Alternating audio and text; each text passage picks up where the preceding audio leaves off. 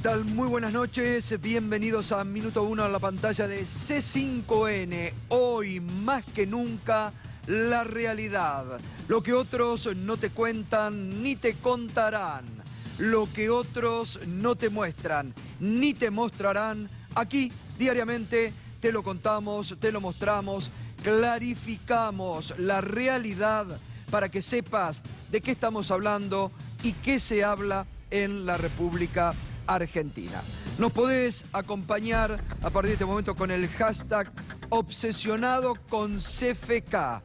El juez federal Claudio Bonadío y un nuevo procesamiento con pedido de prisión preventiva contra la expresidenta Cristina Fernández de Kirchner. Seguramente de aquí a octubre, en el marco de la campaña electoral, hará su aporte Comodoro Pro y también la justicia. En el marco, ayer lo hablábamos, de una campaña sucia que el oficialismo y el poder político, mediático y judicial de la Argentina han comenzado a lanzar, sobre todo con aquellos candidatos que le discuten, le debaten al gobierno en el terreno que más lo incomoda al gobierno, que es la parte económica y el desastre actual de la economía.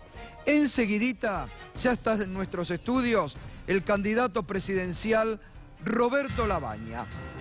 Vamos a charlar con él largo y tendido.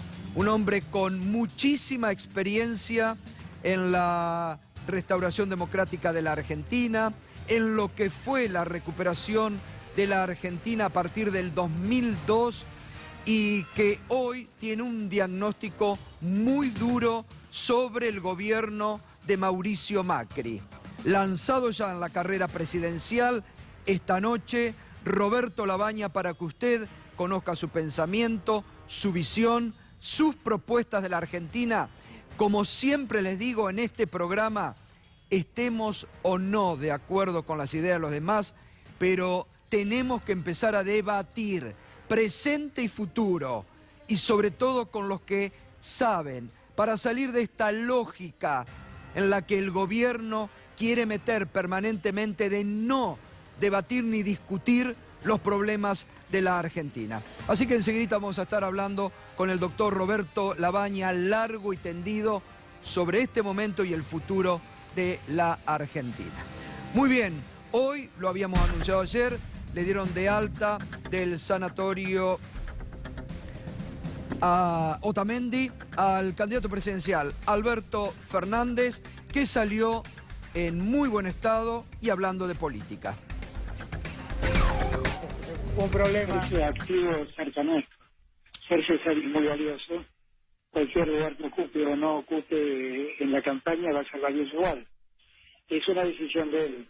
Yo quiero que él, yo quiero sumarlo. Yo quiero que él en el futuro sea parte de quienes gobernamos la Argentina. La posibilidad de que Massa se sume a la agrupación de ustedes, ¿cuánto es? En términos de elección personal es 10. En términos de realidad yo creo que estamos en un 5. Pero siempre las puertas están abiertas. Yo creo que lo que nos está pasando como país es de una gravedad enorme. Celebran que la inflación mensual sea del 3%, que la actividad caiga a un ritmo del 8% mensual, y ellos siempre dicen que están espléndidos. Si nosotros nos damos vuelta a esta página, los argentinos van a estar muy, pero muy mal.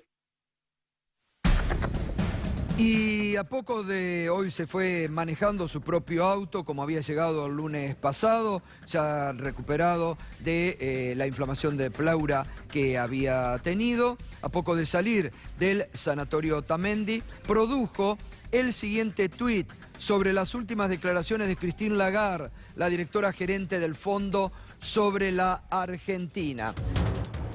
El 10 de diciembre vamos a tener que sentarnos a discutir muy seriamente con la señora Lagarde acerca de los errores, subestimaciones y sobreestimaciones del Fondo Monetario Internacional. En vez de escuchar nuestras advertencias, prefirieron financiar la campaña de Macri y endeudar a todos los argentinos. Y copiaba en su tuit la nota de tapa del diario Clarín hoy, que decía: Lagarde admitió que el fondo subestimó la situación complicada de la Argentina. Ayer solo comentábamos, hablábamos que Christine Lagarde desde la semana pasada hasta hoy ha estado hablando prácticamente en primera persona como ministra de Economía de la Argentina. Y también hoy estuvo reunido el reciente triunfador, el gobernador de la provincia de San Juan, Sergio Uñac, con Alberto Fernández en su domicilio.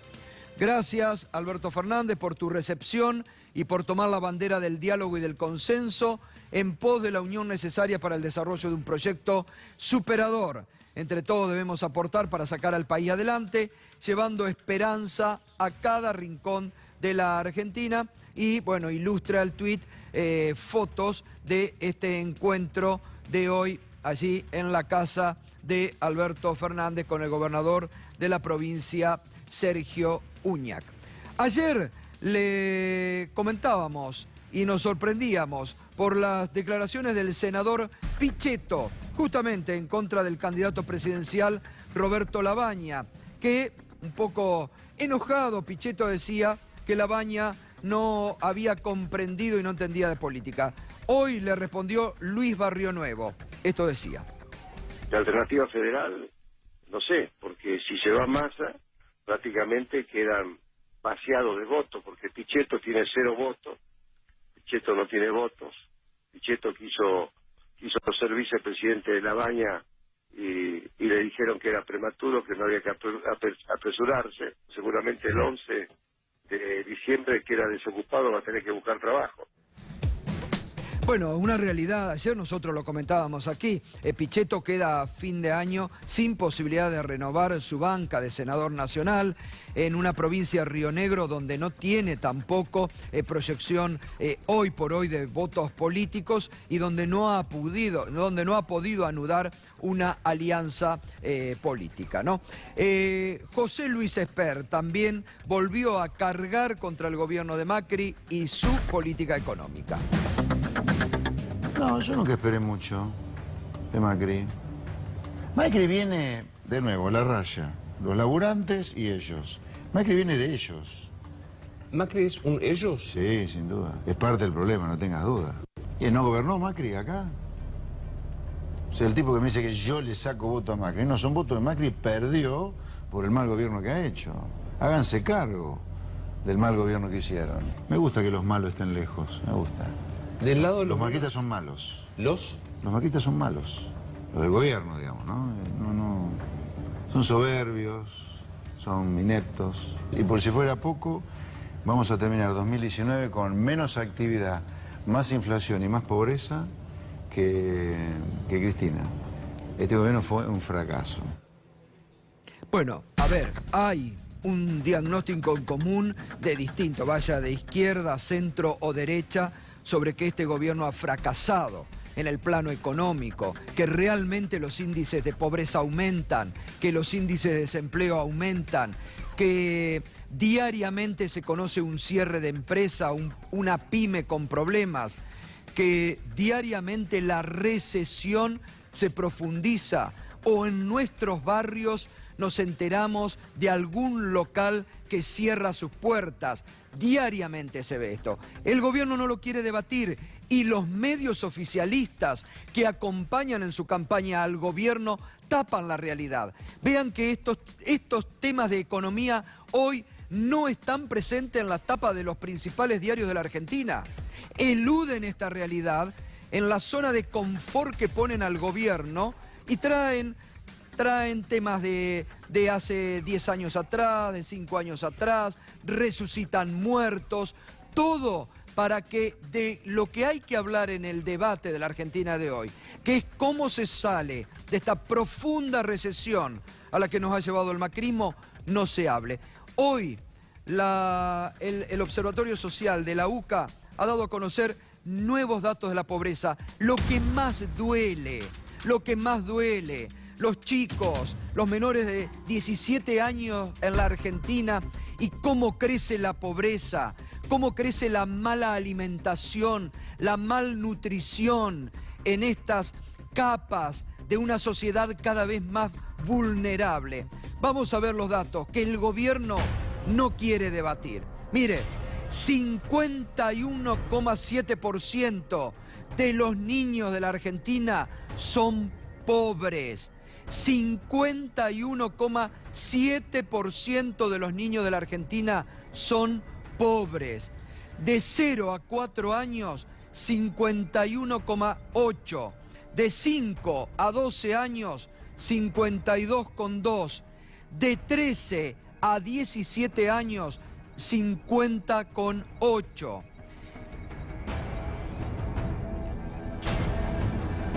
En el conurbano, mire la cifra. Esto nos debe doler, esto le debe preocupar al gobierno de Macri. 63,6% de los chicos y de los jóvenes menores de 17 años en el conurbano son pobres, en el conurbano bonaerense. El 22,1% en Cava, el distrito más rico de la Argentina. El 22,1% en Cava y el 42,2% en el interior del país. Esto lo dice el Observatorio Social de la UCA. Esto lo dicen los que trabajan en el campo, en el territorio, como se dice habitualmente. Estos son los datos que duelen de la Argentina de hoy y los que el gobierno no quiere debatir. Vamos que hay más datos de este informe. El 35% de los chicos en esta situación de pobreza asiste a comedores.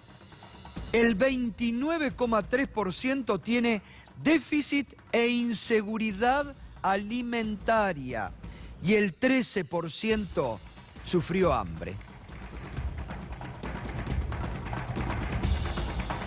23,4% sufre déficit habitacional.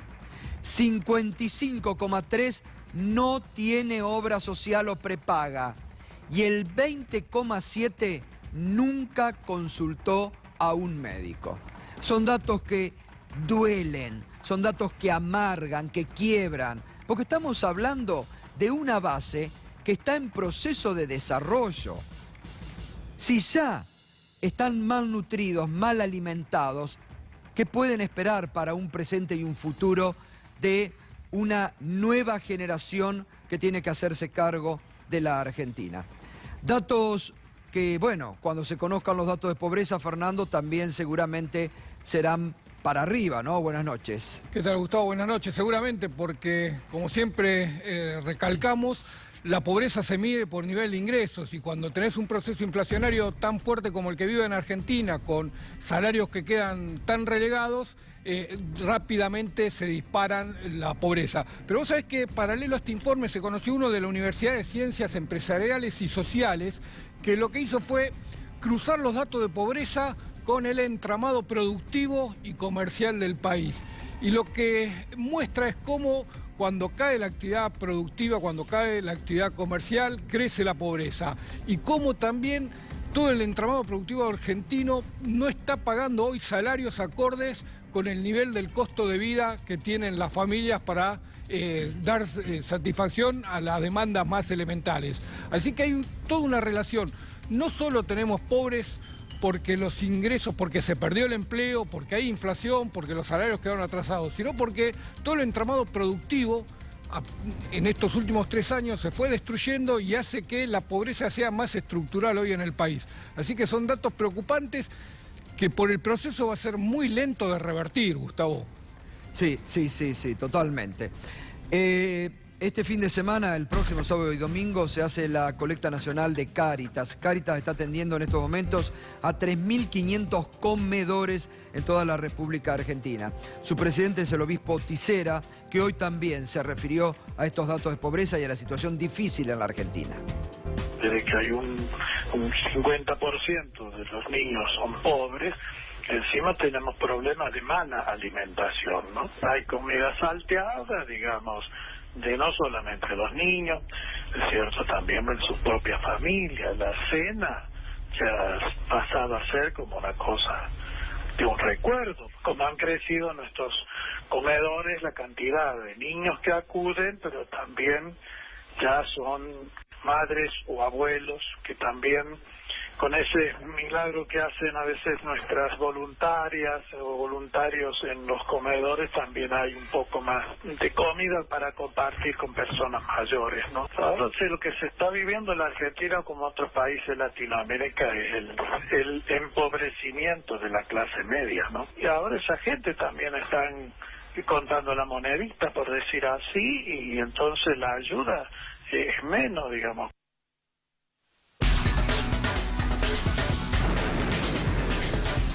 Y la otra realidad de Argentina, la que el gobierno mira todos los días, la que parece interesarle, la bomba de las LELIQ. Mire, este es el contador que no para nunca, que se sorprende, que día a día crece la bomba de las LELIQ, crece la timba financiera en la Argentina. Mientras estamos hablando de estos datos de pobreza que el gobierno de Macri no atiende, la bomba de las LELIQ crece.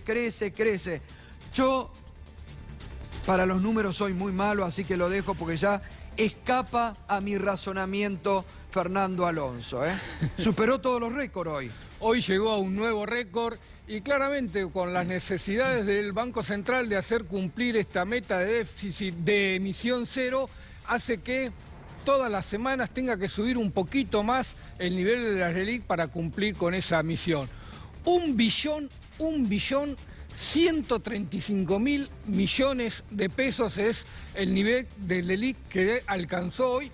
Y pensá, Gustavo, que por la tasa que paga el Banco Central, si no baja a los niveles que está ahora, esta deuda se duplica por año. Porque claro, estamos pagando una tasa de 70%, y bajó centavos de ese 70%, décimas de ese 70%, pero como capitaliza intereses, la tasa nominal anual real es de 100%, y eso hace que esta bomba se duplique anualmente. Bueno, y como hemos estado observando en estos días, Christine Lagarde ya hablando como ministra de Economía de la Argentina, diciendo ayer que subestimaron la realidad de nuestro país, y hoy en un informe que hace el Fondo Monetario Internacional dice que Argentina va a estar entre las economías más recesivas del mundo. Siempre te corren el arco, el fondo, Vamos a ver lo principal de este informe del fondo, que sin embargo sigue financiando al gobierno de Macri. Bueno, este es el ranking de las peores economías según el Fondo Monetario Internacional. Mire, primero Venezuela, para abajo un 25%, ¿no? Bueno, segundo Irán, 6%. Tercero Turquía, 2,5%. Cuarto Sudán, 2,3%.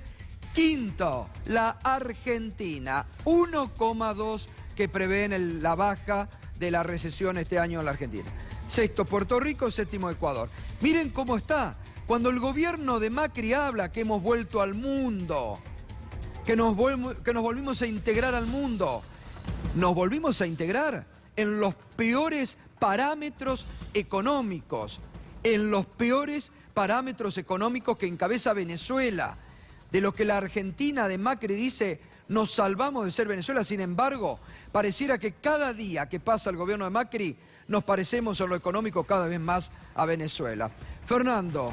1.2 dice el informe del FMI. Recordemos que el último informe del REM, el que conocimos esta semana, ya hablaba de 1.5% la caída del PBI para este año. Y hay informes de organismos internacionales que hablan de hasta 1.9% de caída del PBI. Así que se está quedando corto, está siendo condescendiente el FMI en ese informe. Y si uno piensa en la bomba de las LELIQ que queda, probablemente sea una de las herencias más pesadas que le deje al próximo gobierno, y que desarmarla puede llegar a costar varios puntos del PBI si no se logra desarmar y llega a explotar de nuevo como sucedió con las LEVAC. Así que ese informe del FBI es condescendiente con el gobierno, que le deja una pesada herencia al próximo de las peores bombas que están activadas. Bien, gracias Fernando. Bueno, me voy al encuentro del doctor Roberto Labaña para un buen comienzo. ¿Cómo le va, doctor? Gracias por venir. Buenas noches. Bueno, hasta el fondo dice que ha sobredimensionado la crisis de Argentina, ahora prevé que va a estar entre las economías más recesivas del mundo. Tenemos un presente y un futuro difícil, ¿no? Sí, sí. Bueno, el presente Las cifras de pobreza de hoy de la Universidad Católica son absolutamente claras. Ahí está el más grave de los problemas de Argentina. Estamos consumiendo y estamos poniendo el futuro absolutamente en riesgo, ¿no? Imagínese lo que va a ser dentro de 20 o 25 años esta población que nació y vivió en estas condiciones, ¿no?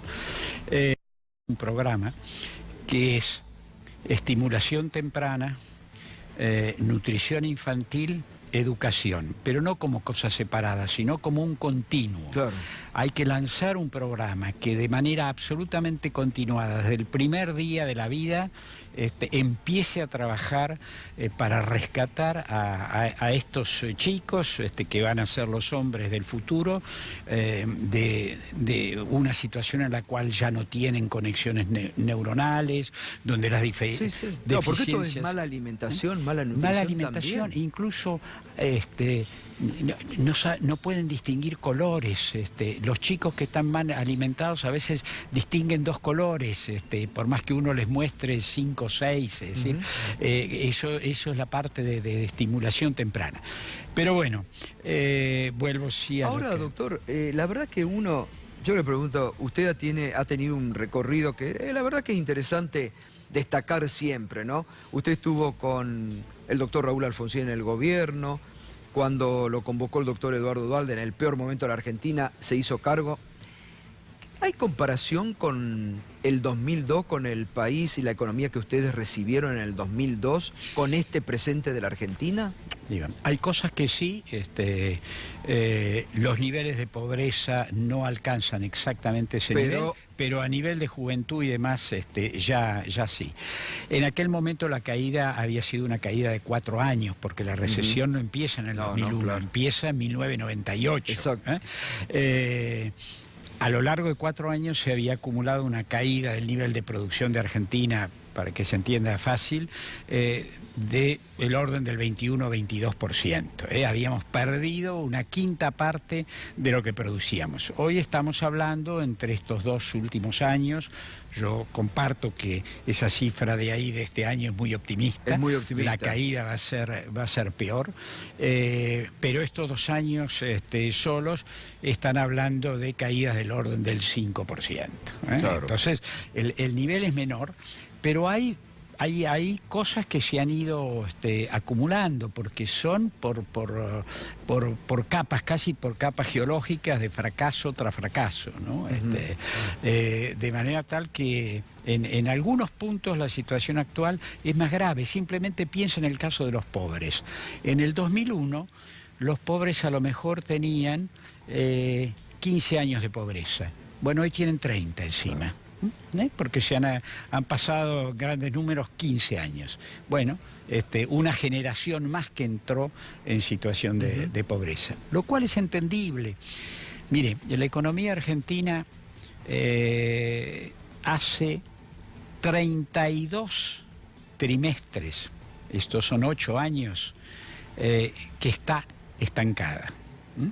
Cuando en el mundo hay una caída de 2 trimestres, que es el anuncio de una recesión, suenan todas las alarmas, cambian todas las políticas, a veces los gobiernos cambian de conformación. Acá llevamos 8 años promedio de estancamiento.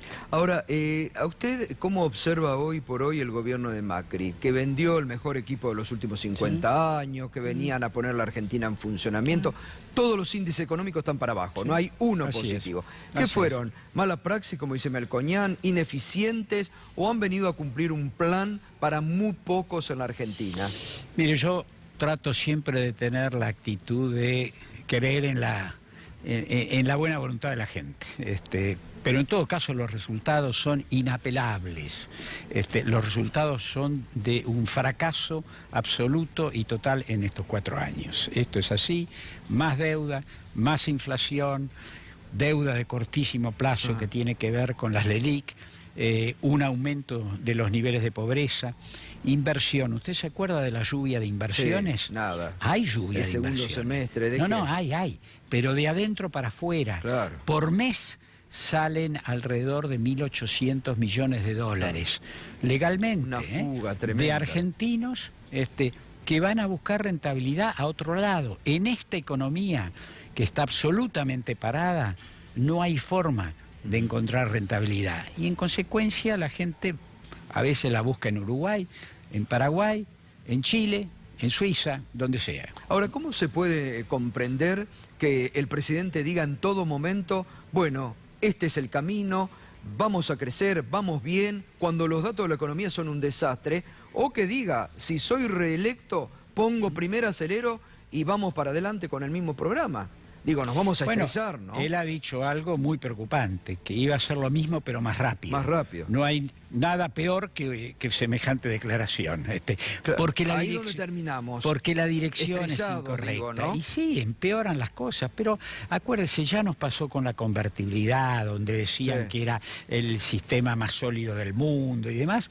Cuanto más tardan, cuanto más soportan endeudándose y con trampas, si usted quiere, desde el punto de vista macroeconómico, más grande después es la caída. ¿Y cómo se sale? Digamos, ¿usted hacia qué lado apunta? ¿Volverían a hacer planes como cuando hicieron con Duhalde, después con Kirchner, mercado interno, las pymes que están hoy en una caída estrepitosa, sin industria? ¿Hacia dónde hay que apuntar? Mire, estos 8 años de los cuales estábamos hablando son resultado de dos modelos distintos, porque fueron dos gobiernos totalmente opuestos. Unos que apostaron al consumo interno, y lo alentaron, pero donde se consume y no se produce, y para producir hay que invertir, hay que tomar gente y demás, tarde o temprano se termina también en una situación crítica. Este gobierno hace una política totalmente distinta, centrada exclusivamente en el mundo financiero. Los resultados son igualmente malos. Lo que hay que pensar es cómo uno trabaja con todos los datos de la economía. La economía es como la macroeconomía como un mecanismo de relojería. Cada ruedita mueve la otra. Y las tres rueditas fundamentales son el consumo, la inversión y las exportaciones. Usted tiene que trabajar sobre las tres de manera simultánea para que no se le hunda por un consumo que no se puede sostener porque no hay suficiente producción, o para que no se le hunda en un programa de ajuste como el que está llevando el actual gobierno. Cosas que hay que hacer. Ejemplos dos que nosotros hemos expresado como un compromiso. Primero, 0 impuesto a las ganancias para las empresas pymes y los emprendedores, sobre todo los emprendedores jóvenes. 0 impuesto. 0. Y 0 sin trámite. No es que hay que ir pasar por aquí y por allá, no. El contador lo liquida de una manera o lo liquida otro. Y la FIP después tiene, como siempre, tiene el derecho de chequear si efectivamente las inversiones se produjeron. Esto fue media ley ya en el año 2005, o sea que no es nuevo, lo hicimos ya en el 2005. Esto es imprescindible para volver a poner en marcha a la pequeña y mediana empresa, que además es obviamente la que crea, empleo, ¿no? Claramente.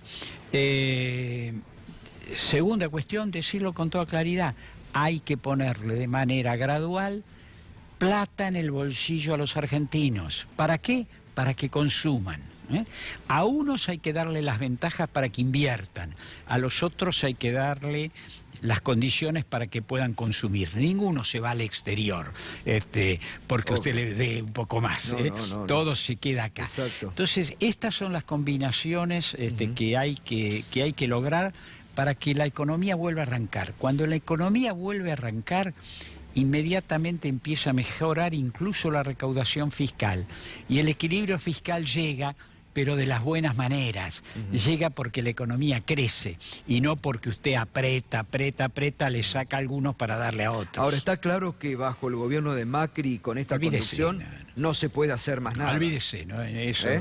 Esto está jugado, tuvieron oportunidades de cambiar, siempre hay oportunidades, hasta mediados de gobierno. Después... Usted igualmente fue bastante escéptico, aunque no lo manifestaba desde el inicio, ¿no? El inicio, a ver, a mí me consultaron, por ejemplo, sobre el tema de los holdouts y demás, alguna gente que está en el Congreso, y yo les dije, miren, es un pésimo arreglo, pero ¿saben qué? La estabilidad del gobierno corre peligro si no se lo votan. Y va a ser la excusa para decir, nos voltearon de vuelta. Exacto. Entonces hay cosas que dejen sentado que están en desacuerdo, dejen que quede claro que están votando por la sustentabilidad política, pero que desde el punto de vista económico piensan que es un desastre. Y fue un desastre. Doctor, ¿lo consultó en algún momento Macri? Sí, hablamos 3 o 4 veces. ¿Y qué percepción le queda a usted? Depende del ¿Entiende, escucha? Depende del momento. Hasta mediados de gobierno tuve la sensación de que todavía había alguna capacidad de perforar ese círculo muy cerrado que lo rodea. La última vez que lo vi, no sé, habrá sido 3 o 4 meses atrás, tuve la percepción de que estaba todo jugado. Que ya no escuchan nada. No. Que no hay posibilidades de cambio. No. Que meten primera, como han dicho. No. Ahora, ¿y el fondo? Vuelve a ser un problema para la Argentina, ¿no? El fondo es un problema. El primer problema que hay que entender es el que surge de estos titulares del día de hoy. El fondo permanentemente se equivoca. Claro, se equivoca con la vida de todos nosotros. Sí, totalmente. Ahora, qué interesante eso. Eso es bueno. El fondo siempre se equivoca. Y siempre se ha equivocado. Y un buen ¿Era día, necesario volver al fondo? Y un buen día hace la advertencia de subestimamos tal cosa. Ahora, nadie paga ningún costo. Claro. Nadie renunció. Nadie perdió su carrera en el fondo porque haya cometido un error que le costó a 40, 41 millones de argentinos 2 años de recesión, ¿no? Ahora, pregunta suya es, ¿podían oír y ya no? Porque había cometido en los 2 años y pico primeros errores de tal magnitud que llegó el punto que no le quedaba más remedio que ir. Ahora, uno puede ir y negociar de maneras distintas. Se ataron de pies en mano, ¿no? Hay que hacer que entregaron todo. Menos escenas como esta que usted tiene puesta ahí, que yo digo a veces son casi de revista de corazón, ¿no? Porque parece de un enamoramiento. Sí. Hay cosas que se pueden hacer aún hoy. A raíz de la consulta que hizo Macri recientemente, yo fui uno de los que le contestó, de hecho fui el primero en contestarle. Y le dije, en los 10 puntos. En los 10 puntos. Le dije, en este caso, como estábamos por escrito y demás, formalmente, sin tutearlo y demás, digo, mire, basta de hablar de ajuste y basta de hablar que el pago a los acreedores son los 2 temas principales de Argentina. Esos 2 temas importan, no es que no importen, pero el tema principal de Argentina es cómo movilizo los recursos que están, que a veces están tapados, como yo decía ayer a la tarde, con una lona, con las ruedas desinfladas, cómo pone en marcha esos recursos para que se cree empleo. Y ese es el problema principal. Y si empieza a resolver el problema principal, después va a poder atender de una manera seria el tema del déficit y el tema de la deuda. Pero la dirección es totalmente otra. Y le sugerí también lo siguiente. Ya que tienen tan buenas relaciones, ¿por qué no negocian ya el alargamiento de los plazos? No de las condiciones, para que nadie diga cambiaron las condiciones. El alargamiento de los plazos, porque con los plazos actuales Argentina tiene que pagar en 2021 y 2022 52.000 millones de dólares. Tremendo va a ser. Todo el mundo sabe, empezando el propio fondo, que no lo puede pagar, Exacto. O sea que va a tener que negociar. Ya que tienen tan buenas relaciones, negocien ahora, alarguen el plazo. Y le dije más, recompren con ayuda del gobierno americano algunos de los bonos que hoy hacen que el riesgo país esté donde esté. Y le dije hasta el 2024, 5 años, los 4 del próximo gobierno y el primero del que sigue. No sabemos cuál es el próximo, mucho menos sabemos el que sigue. Totalmente. Pero sí sabemos que el interés del país está en mirar al mediano plazo, claro, no con la nariz en el claro, día a día. Totalmente. Ahora, doctor, uno tiene a veces la sensación que o el gobierno entregó todo, digo, que sea lo que Dios quiera, esto que usted decía recién, o no escuchan o son ignorantes, porque decir esta semana el ministro Duhovne que no había que preocuparse por la deuda porque era manejable, o están fuera de la realidad o nos están mintiendo, ¿no? Sí. Bueno, mire que en estos programas, y no hablo del principio, no me pongo a ver cómo empezaron.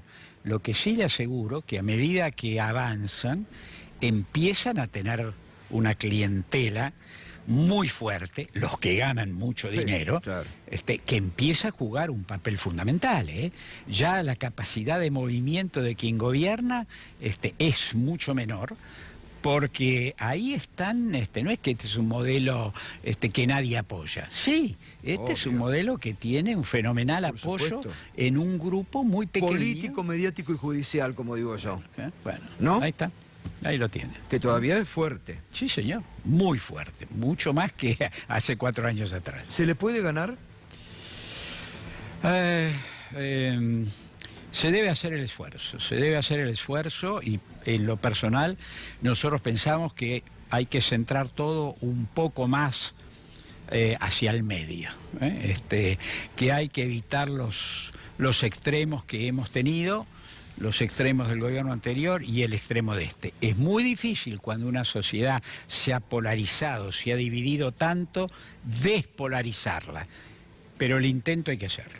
¿Qué le pareció o qué le parece la opción de Alberto Fernández como candidato? Yo opto por no hacer nunca comentarios sobre las decisiones de otro... Pero digo, ¿usted se sentiría a charlar con Alberto Fernández? No, yo hablo con todos. Yo hablo con todos, así como he hablado con Macri, hablo con todos. Yo tengo mi manera muy franca de hablar, si lo soportan, claro, bien, si no, si no, mala suerte. Pero no hago juicios de tipo político sobre si es lo que conviene o lo que no conviene. Es un problema en este caso del sector de Cristina. ¿Lo sorprendió ayer las críticas de Pichetto, que lo fue a buscar a Cariló y ayer se descoldó con una crítica hacia usted durísima? Sí, esto de la falta de visión política. Mire, si está hablando de que yo no soy un político, sí, tiene razón. Yo pasé la mayor parte de mi vida en la actividad privada, pagando de mi bolsillo una secretaria, un cadete, no viviendo siempre bajo la protección del Estado. Así que yo no soy un político, siempre he tenido un profundo interés por la cosa nacional y cada tanto, en algunos gobiernos, he participado. El otro día estaba, sobre esto, el otro día estaba charlando, que me gusta hacerlo de vez en cuando, con Chacho Álvarez, y me decía, hablaba de usted con otras personas que estábamos, decía, bueno, en realidad lo que hay que rescatar de Labaña es que es un hombre de Estado. Conoce el funcionamiento del Estado como pocos en la Argentina, digo. Esto, digo, es importante, me parece. Entonces, por eso le digo, si lo que él estaba hablando es de una cuestión de política menor, yo encantado, no me enojo, casi le diría que al revés, claro. Me gusta, sí.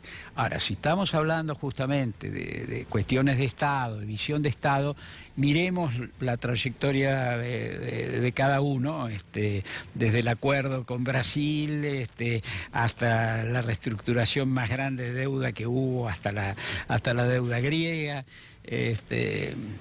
creo que eso requiere mucha visión. ¿Pero qué esperaban de usted? ¿Alguna otra cuestión política que tal vez a usted no los ha acompañado? Mire, hay un punto muy clave. Volvemos a hablar de estos 10 puntos del presidente. Hay quienes en Alternativa Federal firmaron y apoyaron esos 10 puntos que, como digo, tienen como cosa central el ajuste y el pago a los acreedores. Exacto. Nuestra respuesta está ahí por escrito, es pública, fue, señores, lo primero es la creación de trabajo y movilizar los recursos que Argentina tiene. Son dos mundos totalmente distintos. Es decir, usted tiene con la gente de Alternativa Federal dos visiones de país. Absolutamente distintas si tomamos algo que ha ocurrido recientemente. No tengo que recurrir a 20 años para atrás. Ahora, esto ha ocurrido hace un mes.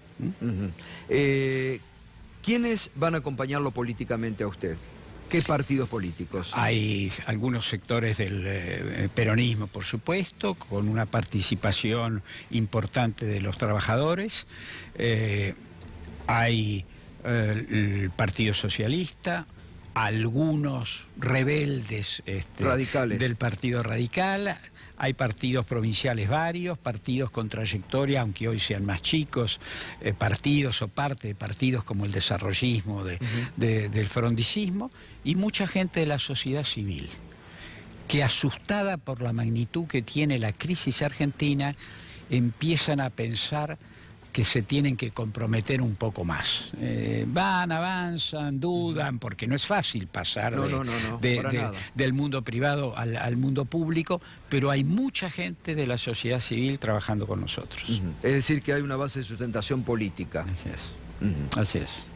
¿Tienen nombre ya o van a inscribirlo Consenso 19? No, eso va a depender porque ahora viene una alianza de partidos y demás, y el nombre final que se le ponga, la verdad ni yo lo sé. Así que... ¿Es viable la Argentina, doctor?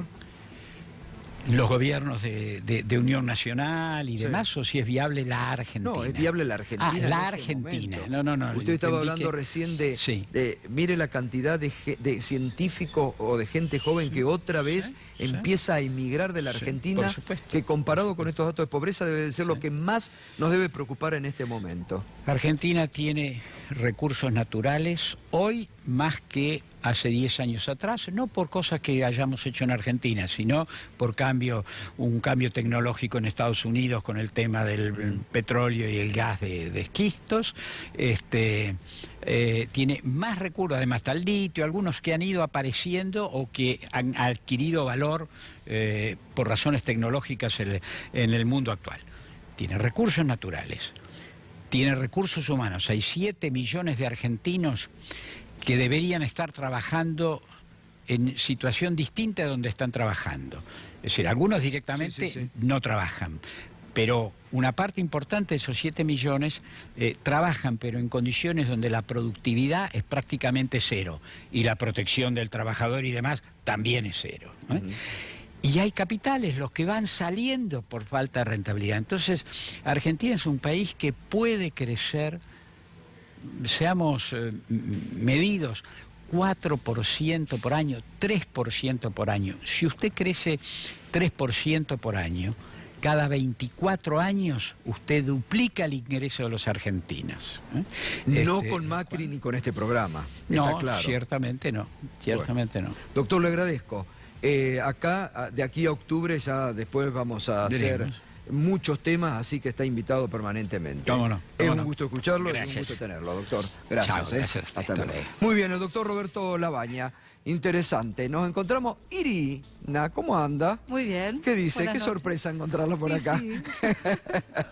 Bueno, vuelve el tema de escuchas. Lo hemos estado desarrollando mucho en estos días. Hemos visto ayer cómo se han encontrado en partes, digamos, muy contrapuestas la oficina de escuchas de la Corte, echándole la culpa a la AFI, ¿no?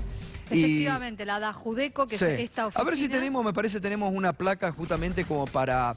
porque acá me parece que nadie, si bien se pasan todos el bonete, pero me parece que todavía...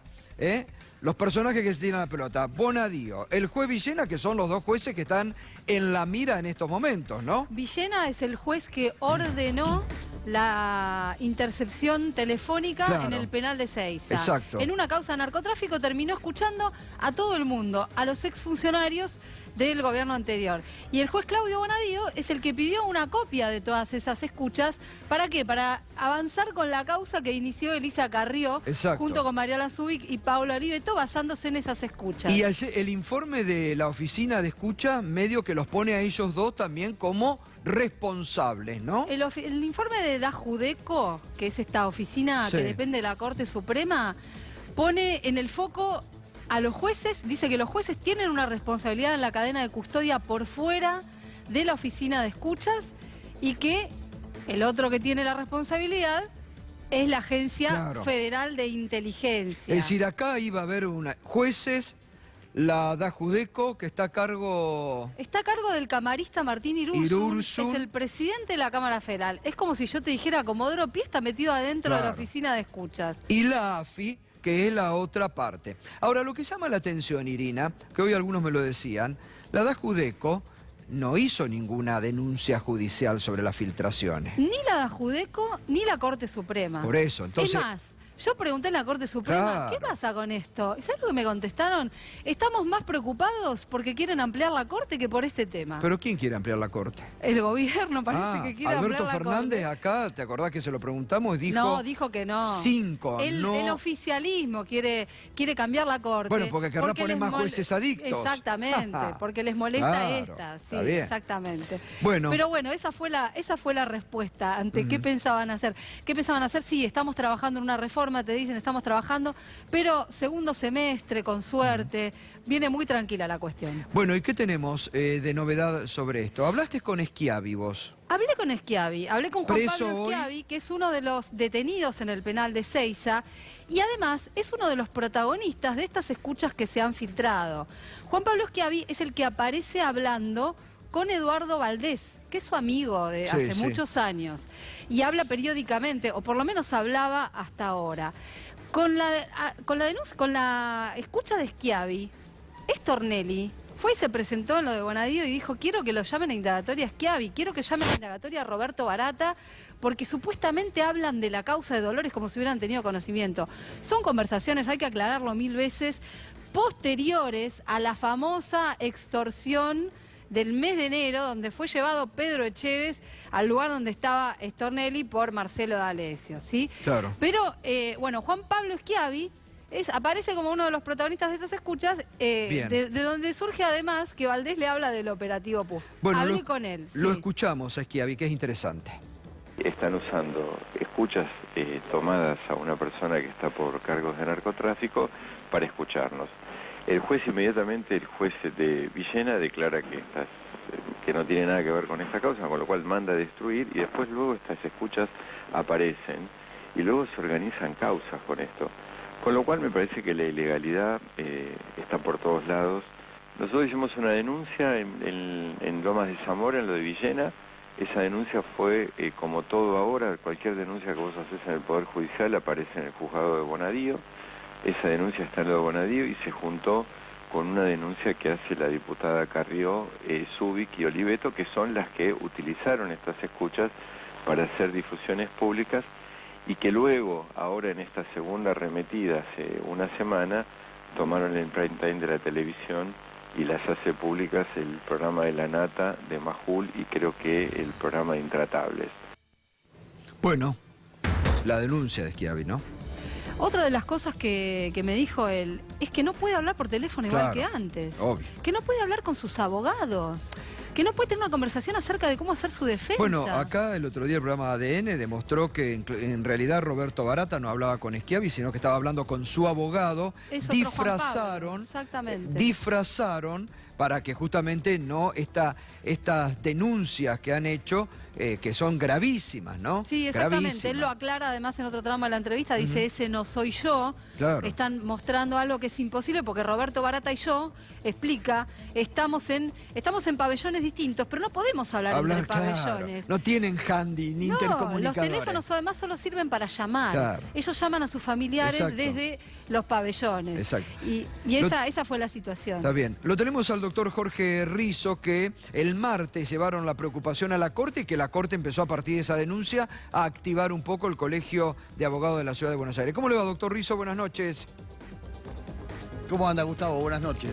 Bien, bueno, muy preocupados realmente, muy preocupados, la misma preocupación que ustedes tienen por este festival de escuchas ilegales, por esta preocupación de que se está violando el secreto profesional entre presos que no pueden hablar con sus abogados porque también les pinchan el teléfono. Bueno, a ver, ¿están satisfechos? Por eso, Sí, disculpe. A ver, justamente por eso nosotros iniciamos el otro día. Entre lo que pasó con Juan Pablo Alonso, el abogado de Barata, que aparentemente, como decía recién Irina, es él quien ha sido grabado charlando con su cliente. Después otra denuncia que tuvimos que tenía que ver ya con una causa que se tramita en Loma de Zamora. Si bien el colegio público no es competente en esa causa, dijimos, bueno, podemos intentar hacer otras acciones. Parecía que con los comunicados que habíamos hecho no alcanzaba.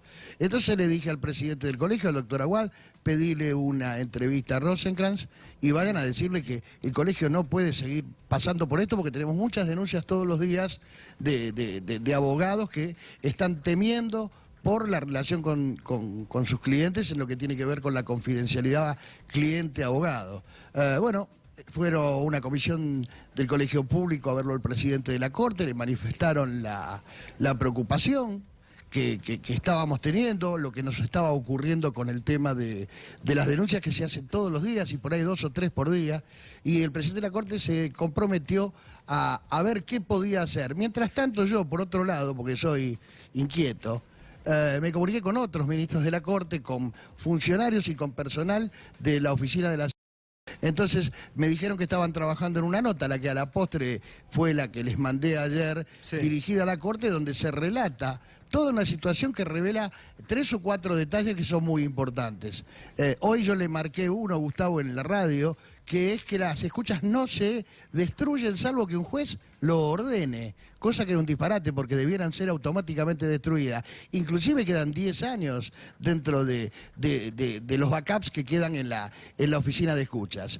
La otra de las cosas que por lo menos a mí me preocupó mucho, si usted lo lee, ya para el 14 de febrero, la oficina de escuchas le había manifestado al presidente de la Corte Suprema de Justicia, al doctor Rosenkrantz, que estaba pasando este tema y que tenían preocupación por la ruptura de la cadena de custodias de las escuchas. Y al igual que en esta nota, señalaban de manera indirecta, como digo yo, tanto a la AFI como a los jueces intervinientes como los potenciales responsables de estas vulneraciones. Para el 14 de febrero no se había hecho nada, por lo menos se había quedado en silencio. Por eso yo hablé con Javier Leal de Ibarra, que es un gran tipo, Leal de Ibarra, que está con Irursun a cargo de la oficina, y le dije, mira Javier, hay que hacerlo y de alguna forma vamos a tener que darle algo de difusión a este tema, porque si no vamos a quedar como que la responsabilidad final es de la oficina cuando no es. Ahora, bueno, doctor, acá la preocupación... se hizo este documento. Doctor, la preocupación, como decíamos con Irina recién, que la oficina de escucha no ha hecho ninguna denuncia judicial. Usted está dando ahí un dato muy grave. No se destruyen las escuchas, se guardan copia. Esos son carpetazos futuros que hacen después todos estos agentes que andan pululando por ahí o asusando gente. ¿Cuántos años hace que nos conocemos? Muchos. Un montón. Téngame fe. Estamos trabajando. Bueno, es muy importante. Por lo menos movió. Por lo menos se movió y empezó porque era una vergüenza. Era una vergüenza. A ver, porque escúcheme, doctor.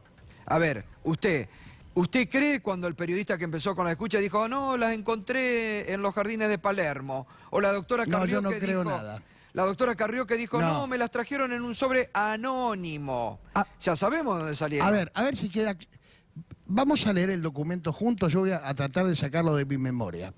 La oficina graba mediante mecanismos tecnológicos, es decir, que supuestamente, siempre acá vamos a hablar en potencial, los miembros de la oficina no escuchan las escuchas. En esta ecuación vale la redundancia de escuchar las escuchas. Las transcripciones, ¿a quién se le dan? A la AFI, el lobón, el gallinero. Claro. A la AFI, ahí está el problema. ¿Quién controla la AFI? A la AFI. Doctor Rizzo, bueno, ¿qué garantía tenemos qué garantía hay de que la Dajudeco realmente no escucha esas conversaciones? Porque ellos pueden acceder a esas conversaciones. Yo garantía, Irina, no hay garantías en esto. A ver, ninguna. Pero conociendo a los personajes, más o menos uno puede tener una idea. Los que se ocupan de todo lo que tiene que ver de la relación con el Poder Judicial son los de asuntos jurídicos de la AFI, ¿o me equivoco? Que son los mismos que fueron a visitar a Carsoglio. Pero 1 más 1, 2. También tiene una relación fuerte con la AFI, no es que no la tiene, por eso pregunto. No digo que no, pero desde la AFI, quienes lo manejan son los mismos que fueron a visitar a Carsoglio. para ¿Usted decirle cree cómo que tenía toda que la hacer la sentencia en el caso de Moyano. ¿Usted cree que toda la responsabilidad es de la AFI? ¿Usted? Yo creo que toda la responsabilidad es del Poder Ejecutivo Nacional, que es quien tiene que controlar a la AFI. Y ya tendría que haber decidido apartar, por ejemplo, a los que supuestamente fueron incluso reconocidos por el 1 y la 2 de inteligencia, que fueron a visitar a un juez de la provincia de Buenos Aires para decirle cómo tenía que sacar un fallo. Evidentemente no se ha tomado ningún tipo de sanción y estos muchachos siguen en el Viva la Pepa. Ahí está el problema. Bueno, esperemos que a partir de ahora se tomen realmente resolución importante, ¿eh? Doctor, gracias como siempre. Estamos trabajando...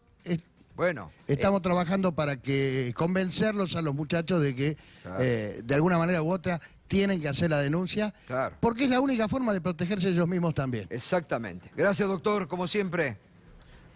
Un abrazo. Chao, Gustavo, un abrazo grandote, un beso para Irina. Chao, chao. Bueno, hoy hubo también una nota muy dura de la Federación de Colegios de Abogados. Claro, que sobre este tema. Es el órgano que nuclea a todos los colegios de abogados del país, que también se refirió a este tema y que manifestó la preocupación. Acá está, ¿no? Ahí está. Justicia y escuchas telefónicas.